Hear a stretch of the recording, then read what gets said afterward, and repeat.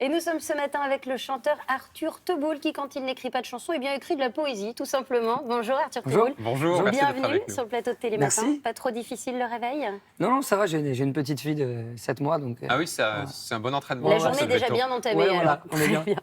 Alors, on vous connaît parce que vous êtes évidemment le chanteur du groupe Feu Chatterton. C'est l'un des groupes les plus en vue de la scène rock française. Regardez, ça donne ça. Avant de nouveau, on en rêvait tous. Que savions-nous faire de nos mains? Non, de nouveau, on en rêvait tous. Que savions-nous faire de nos mains? Zéro, attraper le Bluetooth. Que savions-nous faire de nos mains? Alors là, il sur le plateau de 20h30 le dimanche. Ouais, super. Arthur Teboul, vous venez d'écrire, vous venez de publier ce recueil de poèmes. Ça s'appelle Le Déversoir. Question bête, pardon, mais comment on devient poète?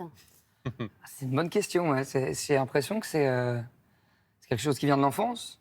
On ne le devient pas, on l'accepte ou on se réalise. Mais Vous il y a avez une toujours nécessité. été un peu poète? Ouais, je suis venu à la chanson par le texte, en fait. Moi, j'ai rencontré mes camarades du groupe au lycée. Ouais. Et pourquoi? Parce qu'en fait, je leur disais des textes en classe, à l'oreille, des poèmes, du rap, je sais pas, c'était sans musique, quoi.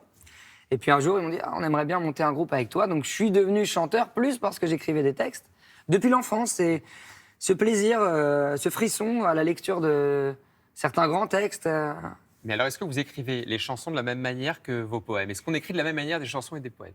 Pas du tout, enfin pour ma part, pas du tout. Parce C'est-à-dire que les chansons me demandent, alors que c'est rien, c'est 12 petites chansonnettes, ça paraît dérisoire, mais ça demande un temps extrêmement long d'affinage, de sophistication. Finalement, quand le cadre est très contraint, il y a peu de mots, il y a une répétition de refrains, etc., ça demande pas mal de travail. Alors que les poèmes là, je les écris de manière automatique, jetée, très spontanément. Ouais, et c'est d'où un le équilibre. titre, Le Oui. Déversoir. Ouais, c'est c'est ça. des poèmes minutes. Ouais. Et alors, c'est ça, c'est ce que vous appelez des poèmes minutes. Vous pouvez nous expliquer un peu le concept?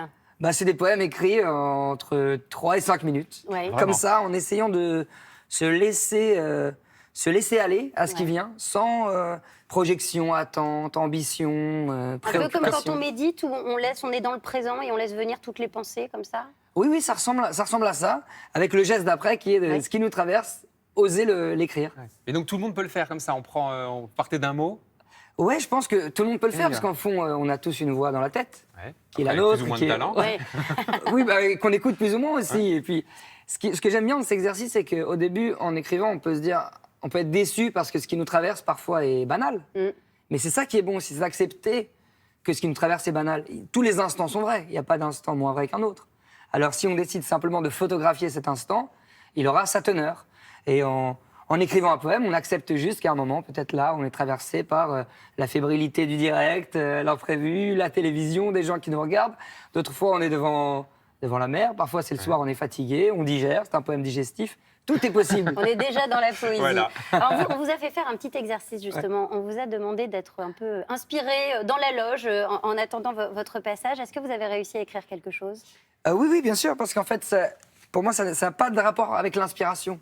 Ça a plus le rapport avec le fait d'oser Ouais. écrire ce qui D'accord. est là. Donc Vous vous nous êtes parti lisez de quoi? Je suis parti de rien. J'étais assis dans la loge et puis j'ai laissé la chose venir. D'accord. Allez, on vous allez-y. écoute. Et ça donne Alors, quoi? il était 9h pile en plus. Ouais. Je vais vous le lire. Allez. Pour refaire le chemin vers la mer, nous avons mis du cœur à l'ouvrage. Il n'était pas si simple de se souvenir de la route. Cela faisait un moment que nous n'avions pas emprunté cette voie étroite parmi les feuillages, que nous n'avions plus pris le temps de faire la promenade entre les pins. Autrefois, nous y allions tous les jours, très tôt, avant que ne commence la course affolée de la vie en train de se faire, de se défaire, de se tortiller à pas de course vers le plus commun labeur. Quelques gouttes recueillies en flacons, à déposer le soir sur la table de la salle à manger, le fruit de l'effort. Je propose que nous posions là un instant ces rectangles hypnotiques qui nous servent à tout pour refaire avec le doigt le chemin jusqu'à la mer sur la carte postale. Alors, il n'y a pas que de l'instant, il y a beaucoup de talent, pardon. Et Mais beaucoup, je ouais, pense on que a si on fait ça l'impression avec qu'il y a des heures de Jean-Baptiste, travail. C'est ça qui nous impressionne. En fait. Ouais, moi, ce qui Ça me vient fait rire, c'est que parfois, je passe énormément de temps sur un texte. Finalement, il est boursouflé et donc il est moins juste que celui de l'instant. Vous vous souvenez de votre premier poème appris à l'école? Parce qu'on en apprend tous un peu par Ouais, cœur. je me souviens pas par cœur, mais je me souviens de l'émotion. C'était Ouais. le cancre de Prévert. Bon. En tout cas, la poésie, elle a inspiré un de vos amis, quelqu'un que vous connaissez. Il vous a laissé une petite surprise, on l'écoute. Oh. Salut Arthur. Alors, du fin fond de l'Arménie, pas très loin de la frontière iranienne, cette petite question. La poésie. La poésie, quand elle se contente du son, quand le texte est absent, quel est ton regard sur cette poésie? Évidemment, je parle de la poésie dans la musique instrumentale, pas spécifiquement le piano, mais quel est ton regard sur cette poésie autre qui se passe de verbes? C'est une question qui vaut ce qu'elle vaut. Alors, Baptiste, vos amis, du coup. Oui, avec qui on fait de la musique, il y a Ah un oui. grand pianiste de jazz. C'est une très belle question parce qu'on pourrait penser que la poésie est réservée au livre, elle est réservée au poème, à l'écrit. Or, en réalité, c'est une source qui irrigue notre vie en entier. On vit des moments poétiques. Simplement, on a peur de les nommer ainsi, parce que la poésie est vraie. Mais elle peut être partout.